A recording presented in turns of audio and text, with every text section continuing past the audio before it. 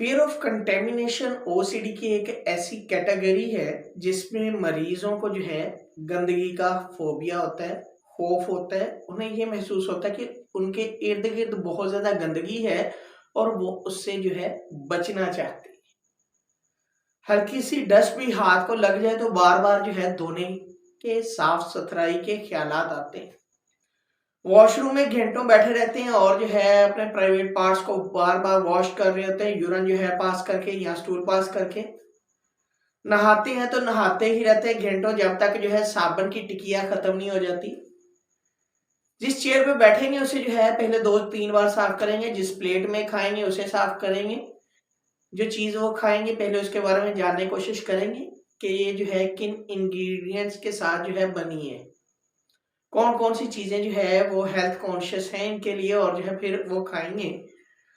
शुरू शुरू में तो ये बीमारी जो है बड़ी फैमिली वालों को भी पसंद आती है, पेशेंट को भी पसंद आती है, लेकिन वो समझते हैं कि ये जो है एक आदत है और साफ सफाई निसफ ईमान है। इस तरह की चीजें जो है हेल्दी लाइफस्टाइल का एक हिस्सा है, नॉर्मल है, कोई बात नहीं, क्योंकि सफाई तो निसफ ईमान है।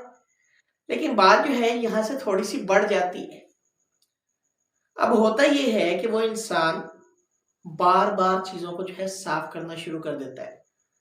अपने इर्द गिर्द गंदगी देखता है तो खौफ महसूस करता है, कहीं रास्ते से जा रहा है, गंदगी आ गई या डस्ट आ गई है तो उसे एलर्जी हो जाएगी, कफ आना शुरू हो जाएगा, उसको सांस का मसला बन जाएगा, उसको जो है एंग्जाइटी होना शुरू हो जाएगी, बेचैनी इस कदर होगी कि वो चीजों को सही तरह जो है बियर नहीं कर पाएगा।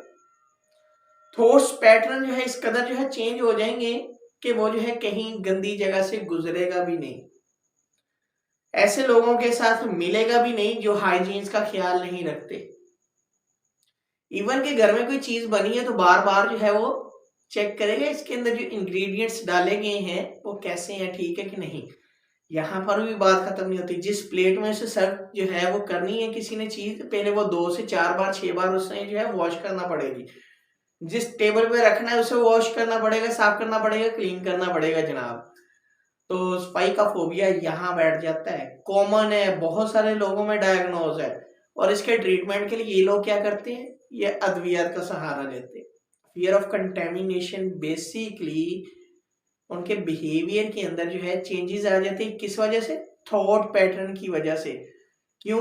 वो जल्दी किसी से हाथ नहीं मिलाएंगे, जल्दी किसी चीज को छुएंगे नहीं, जल्द जो है कोई स्टेप नहीं लेंगे। जिस रास्ते से जाना है पहले उसकी जो है 2-3 बार जो है तहकीक करेंगे वो साफ है या नहीं साफ। जिस गाड़ी में बैठेंगे उसकी सीट को टिश्यू की जो है मदद से साफ करेंगे। इस तरह के लोगों के पास ना एक्स्ट्रा टिश्यू बॉक्स भी जो है वो पॉकेट में या जो है उन्होंने अपने नियर अबाउट रखे होते हैं जुगाड़ लगा के। इसके अलावा वो जो है बहुत ज्यादा लोग जो है डिस्पोजेबल चीजें इस्तेमाल करना शुरू कर देते हैं। जब जो है ना केयर कोई इंसान हद से ज्यादा बढ़ के जो है करना शुरू कर दे और जो है उसका थॉट पैटर्न जो है उसको बार बार मजबूर करे, वो एक जहनी बीमारी के अंदर आ जाता है। और ये लोग ओसीडी की बीमारी में मुब्तला होते हैं और इस बीमारी से बचने के लिए अद्वियात का सहारा लेते हैं।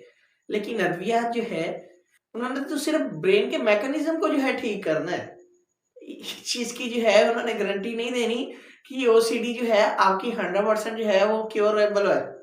ऐसा नहीं है। थॉट जो है उन्हें बार बार मजबूर करेंगे और थॉट से बचने के लिए उन्हें साइकोलॉजिस्ट के पास जाना पड़ेगा और साइकोलॉजिस्ट से जो है साइकोथेरेपेटिक सेशन के जरिए जो है अपनी ओसीडी की बीमारी का इलाज करवाना पड़ेगा। क्योंकि अगर ये ओसीडी की बीमारी का इलाज नहीं करवाएंगे ये जो है कभी ठीक होने वाले नहीं है, इनके मसले जो है हद से ज्यादा बिगड़ जाएंगे। इस तरह के जो लोग होते हैं बाज दफा कुछ ऐसे केसेस भी देखे गए हैं कि शीजो ऑब्सेस के अंदर जो है कन्वर्ट हो जाते हैं, कि इन्हें स्किज़ोफ्रेनिया होने के भी चांसेस होते हैं, क्योंकि ये आहिस्ता आहिस्ता रियलिटी से कट रहे होते हैं।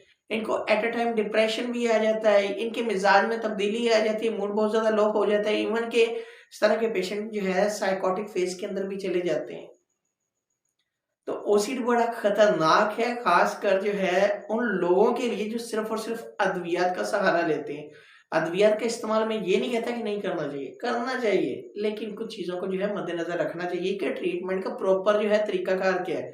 अद्वियात तो जरूरी है ही है, लेकिन अद्वियात ने ये नहीं बताना जो आपके जहन में सोचें आ रही हैं आपने कैसे जो है उनको बदलना है, किस डायरेक्शन में जाना है, किस तरीकाकार के ऊपर अमल करना है, कैसे जो है ज़िंदगी में आगे जो है मूव ऑन होना है, अद्वियात ने नहीं बताना। तो ये थोड़ी-सी चीज़ों को जो है मद्देनज़र रखें ताकि जो है आप अपनी ओसीडी की बीमारी, खासकर फ़ियर ऑफ कंटेमिनेशन से बच सकें। गंदगी के खौफ में बहुत सारे लोग जो है डायग्नोज़ हैं और वो लोग जो है जब अपना जो है अद्वियात के साथ-साथ जो है साइकोथेरेप्यूटिक प्रोसीजर के साथ भी इलाज करवाते हैं, तो उनके अंदर बहुत अच्छे चांसेस होते हैं कि वो जो है जल्दी इस बीमारी से मुकाबला कर सकते हैं और एक अच्छी ज़िंदगी गुज़ार सकते हैं।